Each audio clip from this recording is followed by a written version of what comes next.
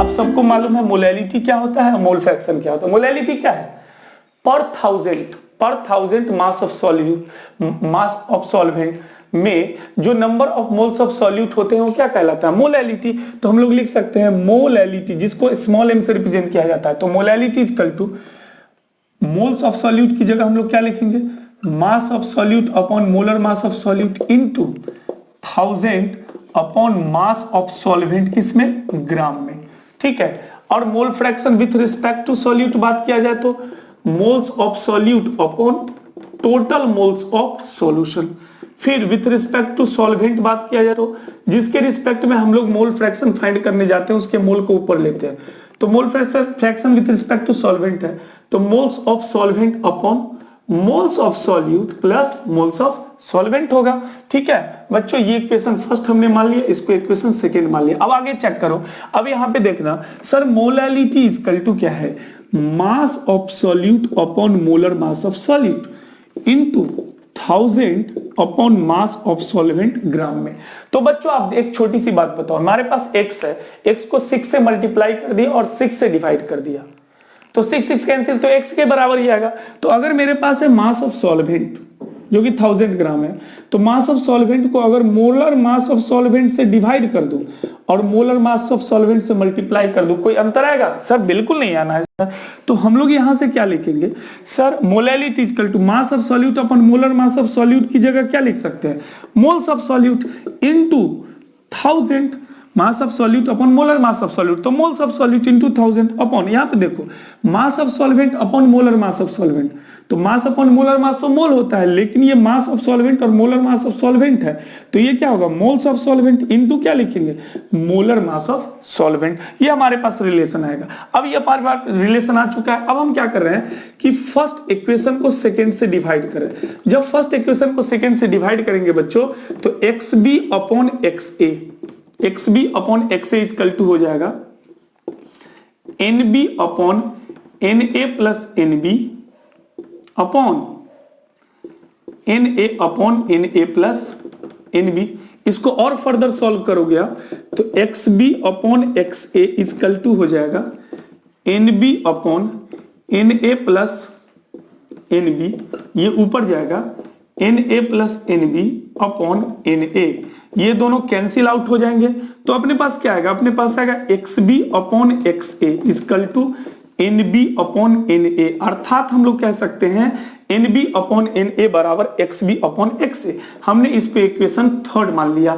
तो X B upon X A equal to N B upon N A है हमारे पास। तो बच्चों क्या करोगे, तो हम लोग क्या कर सकते हैं, मैंने इस इक्वेशन को आर मान लिया है, मैंने प्रूफ मैं बता रहा हूं तो आर, मेरा नाम राकेश सिंह है तो आर से रिप्रेजेंट कर देते हैं, कोई दिक्कत नहीं है। तो equation third N B upon N A बराबर है एक्स बी अपॉन एक्स। तो हम लोग क्या करेंगे, putting value of third in are, अगर थर्ड की वैल्यू को आर में पुट करते हैं तो अपने पास क्या आएगा, अपने पास मोलैलिटी का एक नया फॉर्मूला आएगा। मोलैलिटी इक्वल टू हो जाएगा N B upon N A की जगह X B upon X put कर दे, बिल्कुल कर सकते हो sir, X B upon X A into 1000 upon M A, molar mass of solvent. अब यहां से अगर हम लोग चाहें तो मोल फ्रैक्शन ऑफ सॉल्यूट भी फाइंड कर सकते हैं। तो मोल फ्रैक्शन ऑफ सॉल्यूट हो जाएगा अपने पास m अपॉन m प्लस 1000 बट्टा molar mass of solvent, molar mass of solvent. यहां पे जो स्मॉल m है बच्चों, वेयर जो स्मॉल m है वो है मोलालिटी, वो अपने पास जो Ma है वो है molar mass of solvent, molar mass of solvent, ठीक है। और जो XA है वो मोल फ्रैक्शन ऑफ सॉल्वेंट है, मोल फ्रैक्शन ऑफ सॉल्वेंट। और XB तो मालूम ही है, मोल फ्रैक्शन ऑफ सॉल्यूट। ठीक है, कुछ इस तरह हम लोग इस चीज को देख लिए, किसी को डाउट नहीं आना चाहिए, सिंपल सी बात है। मोलैलिटी और मोल फ्रैक्शन के बीच कुछ इस तरह रिलेशन होगा, हम लोग को पता है, since we know that molality is equal to moles of solute upon mass of solvent in gram में 1000।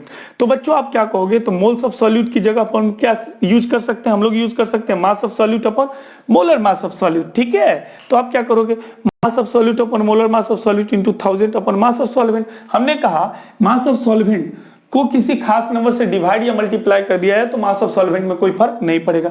तो मास ऑफ सॉल्वेंट को हमने मोलर मास ऑफ सॉल्वेंट से डिवाइड कर दिया, फिर वापस मल्टीप्लाई भी कर दिया, तो हमें एक नया रिलेशन मिल गया। मास of solute upon molar mass of solute से मोल्स ऑफ सॉल्यूट मिले, और मास of solvent upon molar mass of solvent से हमें मोल्स ऑफ सॉल्वेंट मिल गए। तो हमारे पास क्या है, NB इंटू 1000 बट्टा क्या आएगा, MA इंटू NA। अब क्या हुआ यहाँ पे XB NB upon NA plus NB, mole fraction of solute. मैंने आपको कितनी बार बोल रखा है कि जिसका मोल फ्रैक्शन फाइंड करना है उसके मोल को ऊपर लो, तो mole fraction of solute NB upon NA plus NB, XA बराबर NA upon NA plus NB। तो ये पर हमारे पास दो इक्वेशन है, 1 और 2 को मैंने डिवाइड कर दिया, तो XB upon XA, XB upon XA किसके बराबर है, NB अपॉन NA के। अब इस रिलेशन में भी NB अपॉन NA है, तो NB upon NB upon NA बराबर है XB अपॉन XA। तो in place of NB upon NA we can put XB upon XA। तो molality is equal to XB upon XA into 1000 upon molar mass of solvent.